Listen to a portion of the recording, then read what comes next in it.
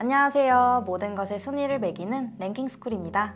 폭발물이라는 단어는 테러를 떠오르게 하면서 왠지 나와는 멀게만 느껴지는 단어 같은데요. 하지만 그렇다고 해서 마음 편하게만 있을 순 없습니다.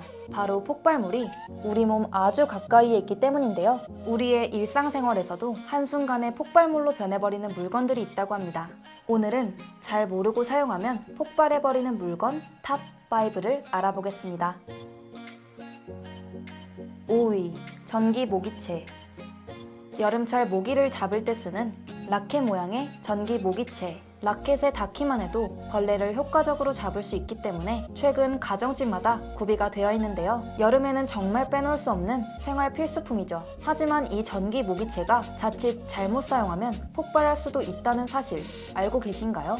최근 부산의 한 가정집에서 전기 모기채가 폭발하면서 화재 사고가 일어났다고 하는데요. 전기 모기채가 스프레이형 모기약과 만나 폭발이 일어났습니다. 사고가 난 집주인의 말에 따르면 침대에서 누운 상태로 모기가 날아다녀 스프레이 모기약을 뿌린 뒤 전기 모기채를 켰더니 스파크가 튀면서 침대에 불이 옮겨 붙었다고 하는데요. 모기 살충제는 분사 압력을 위해 가연성 LP가스를 사용합니다. 그런 LP가스가 뿌려진 뒤 그 범위 안에서 전기 모기채를 키면 모기채 안에서 일어나는 작은 스파크로 인해 화재가 날 수 있다고 하는데요. 살충 스프레이를 뿌린 뒤라면 꼭 시간이 어느 정도 지난 후 전기 모기채를 켜도록 해야겠네요. 4위, 가정용 소화기. 불이 났을 때를 대비한 소화기들이 아파트나 단독주택, 상가 곳곳에 구비되어 있습니다. 우리의 목숨을 구해줄 수 있는 도구이기도 하지만 동시에 우리의 목숨을 위협할 수도 있다고 하는데요. 바로 소화기 자체가 폭발 가능성이 있는 잠재적 폭탄이기 때문입니다. 1999년 생산이 중단된 날띠 낡은 가압식 분말 소화기가 여전히 비치되어 있는 것이 문제인데요. 이 낡은 가압식 소화기는 시간이 흐르면 용기 곳곳에 부식이 진행돼 압력에 대한 내구성이 약해져 폭발할 수 있다고 하는데 경기도 내 20년 이상 된 노후 아파트 단지에 비치된 낡은 소화기는 1,415개에 달하고 이들 일부 아파트에서 아직도 발견되고 있다고 합니다. 일부 지역 소방서에서는 가압식 소화기의 위험성을 알리는 안내문을 발송하거나 위험한 소화기가 있는 건물이나 상가, 아파트에 직접 방문해 현장 지도를 하고 있다고 하네요. 우리 집 소화기는 어떤지 확인해 보러 가야겠어요. 3위, 표백제. 세탁을 할 때 사용하는 표백제, 가루세제라고도 부르는데요. 다용도실이나 화장실의 세탁기 옆에 빠지지 않고 가정집마다 존재하는 이 가루가 폭발할 수도 있다고 합니다. 정말로요. 2010년 한 주부가 빨래를 삶으려고 표백제가 담긴 페트병을 열었다가 가루세제가 폭발하면서 각막을 손상당한 사례가 있습니다. 표백제에 있는 과탄산 나트륨이라는 성분은 물이나 열에 노출되면 가스를 분출해 폭발을 일으킵니다. 최근에는 대용량 리필 제품이 늘어나면서 페트병 등 밀폐용기에 따로 담는 분들이 많으신데요. 햇빛에 열에 노출되거나 안에 수분이 들어간 상태로 보관하다가 뚜껑을 열며 폭발할 가능성이 높다는 것이죠. 실제로 산소계 표백제 제품에는 밀폐용기에 넣어 사용할 경우 폭발할 수 있다는 경고 문구가 있지만 이를 모르는 소비자들이 많다고 합니다. 당장 표백제의 주의사항을 읽어보고 부모님께 말씀드려야겠어요. 2위, 청소용 스프레이. 악취 제거를 위해 사용하는 청소용 스프레이.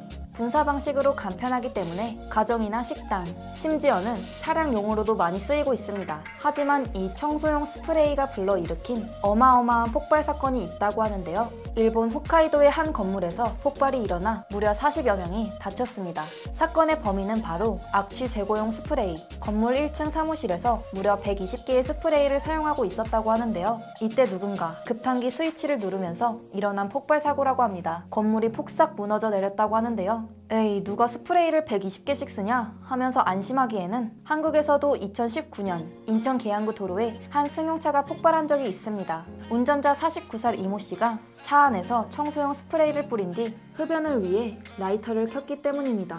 이 폭발로 인해 이모 씨는 얼굴에 2도 화상을 입었다고 하는데요. 청소용 스프레이는 대부분 분사제로 가연성 가스를 쓰고 있기 때문에 분사할 때 화기가 가까이 있으면 사고로 이어질 가능성이 높다고 합니다. 따라서 환기가 잘 되는 곳에서 사용해야 하며 꼭 주변에 화기를 치워야 한다는 사실 명심하세요. 1위, 부탄가스.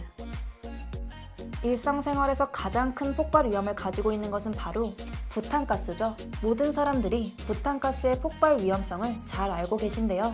그럼에도 1위로 선정된 이유는 알고 있음에도 불구하고 사고가 매년 반복되기 때문입니다. 식당은 물론 야외 캠핑장에서도 부탄 사고 폭발은 매년 일어나고 있습니다. 폭발로 손과 얼굴 등의 화상은 물론 2015년에는 부탄가스 파열로 아예 손가락이 절단된 사고도 있었는데요. 2013년부터 2017년까지 5년간 부탄가스 사고는 97건, 피해자는 133명에 달한다고 합니다. 현행법상 부탄가스 안전장치 부착은 의무가 아닌 업체 자율이라고 하는데요. 업체의 경우 안전장치를 부착하면 생산 단가가 올라가고 가격이 올라가면 소비자가 꺼리기 때문에 난색을 표하고 있다고 합니다.